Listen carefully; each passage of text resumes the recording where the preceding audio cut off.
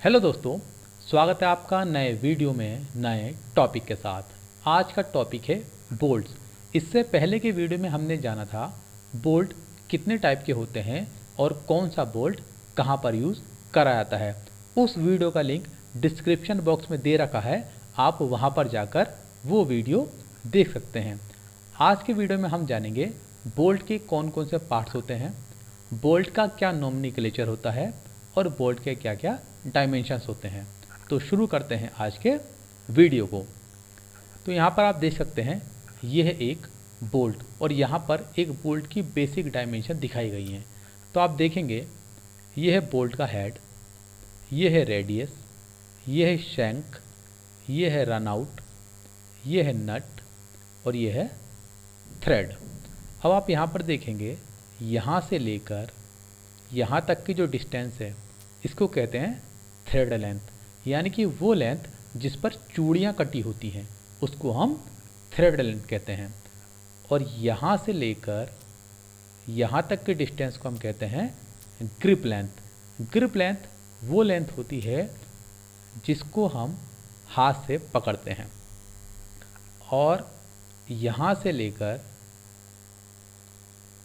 यहाँ तक की दूरी ये कहलाती है नॉमिनल लेंथ, यानी कि नॉमिनल लेंथ के अंदर थ्रेड लेंथ और ग्रिप लेंथ दोनों आते हैं। या अगर हम एक फॉर्मूला बनाएं तो हम कह सकते हैं nominal length is equal to thread length plus grip length. इस डायग्राम में बोल्ट के और भी पार्ट्स दिखाए गए हैं। जैसे कि आप देखेंगे ये है बोल्ट का हेड, और जैसे कि आपको पता है हेक्सागोनल नट होता है और हेक्सागोनल नट की 6 साइड होती हैं। तो यहाँ पर आप देखेंगे एक साइड यहाँ पर है, दूसरी साइड यहाँ पर है, तीसरी साइड यहाँ पर है और ऐसी ही 3 साइड दूसरी तरफ भी होंगी। और इन्हीं साइड को हम कहते हैं रिंच फ्लैट, क्योंकि रिंच इन्हीं साइडों को पकड़कर बोल्ट को टाइट भी करता है और बोल्ट को लूज़ भी करता है। यहाँ पर आप देखेंगे ये छोटा सा पार्ट दिखाई दे रहा है बोल्ट का, इसको हम बोलते हैं चैम्फर्ड हेड। चैम्फर्ड हेड का मतलब होता है कि यहाँ जो कॉर्नर है इसको हल्का सा बेबल कर दिया जाता है, जिससे हमारा रिंच या जो स्पैनर है वो आसानी से हेड के अंदर जा सके। यहाँ पर है हमारा वाशर फेस, ये हमारा वाशर के ऊपर रहता है।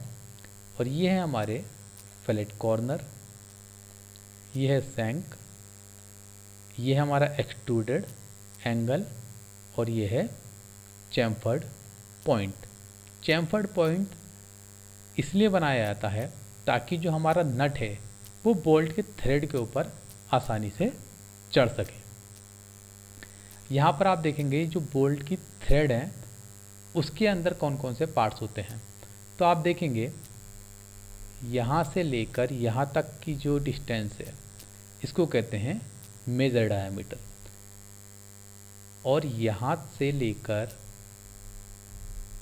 यहाँ तक की जो डिस्टेंस है इसको कहते हैं माइनर डायामीटर। और आप देखेंगे यहाँ से लेकर यहाँ तक की जो डिस्टेंस है इसको कहते हैं पिच डायामीटर। अब पिच डायामीटर निकालते कैसे हैं वो समझते हैं।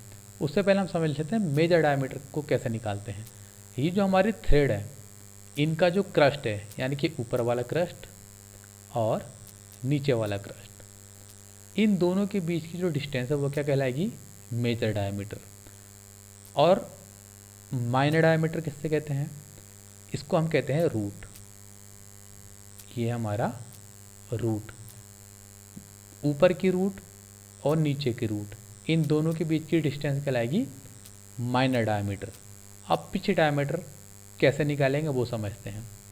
सबसे पहले हम यहाँ देखेंगे ये जो मेजर डायामीटर है इसका ऊपर वाला और इसका ये सिरा, इसका हाफ डिस्टेंस यानी कि जो यहाँ पर आएगा, और इसी तरीके से नीचे का इसका और इसका हाफ डिस्टेंस यानी कि ये, इन दोनों के बीच की दूरी कहलाएगी पिच डायामीटर।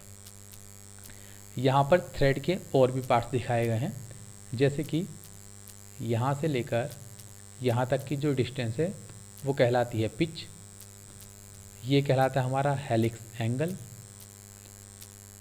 ये कहलाता है हमारा थ्रेड एंगल, और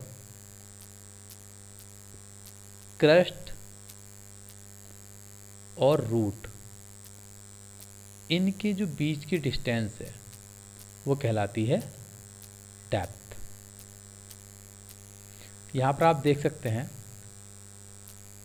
ये जो है ये है हमारा चैम्फर जो कि 45 डिग्री का दे रखा है, और चैम्फर हमारा किस काम आता है, ताकि जो हमारा नट है वो बोल्ट पर आसानी से चढ़ाया जा सके।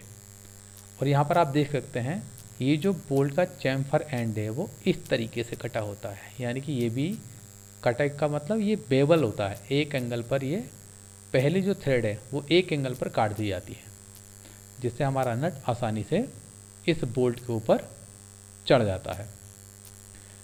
हमारे बोल्ट के अंदर दो टाइप की थ्रेड होती हैं, एक होती है राइट हैंड थ्रेड और दूसरी होती है लेफ्ट हैंड थ्रेड। अब हम कैसे पहचानें कि ये राइट हैंड थ्रेड है? राइट हैंड थ्रेड की पहचान है कि जब हम बोल्ट को क्लॉकवाइज घुमाते हैं तब वो टाइट होता है, और लेफ्ट हैंड थ्रेड की पहचान है कि जब हम इसको एंटी क्लॉकवाइज घुमाते हैं तब टाइट होता है। अब राइट हैंड जो थ्रेड होती है वो कहाँ पर यूज़ होती हैं? ज़्यादातर जगहों पर राइट हैंड थ्रेड ही यूज़ होती हैं, चाहे वो कोई भी मशीन का पार्ट्स हो, हमारी बेंच वाइज के जो बोल्ट होते हैं वो, दरवाज़ों में लगने वाले बोल्ट वहाँ पर भी राइट हैंड थ्रेड होती है, जो हमारे कैप होते हैं पेन के वहाँ पर भी राइट हैंड थ्रेड होती है। लेकिन जो हमारी लेफ़्ट हैंड थ्रेड है ये कुछ स्पेशल जगह पर ही यूज़ होती है, जहाँ पर ज़्यादा मोशन हो या ज़्यादा फोर्स लग रहा हो, जैसे कि हमारे मिक्सी के अंदर जो जार के अंदर नट बोल्ट होते हैं वो लेफ्ट हैंड थ्रेड होते हैं।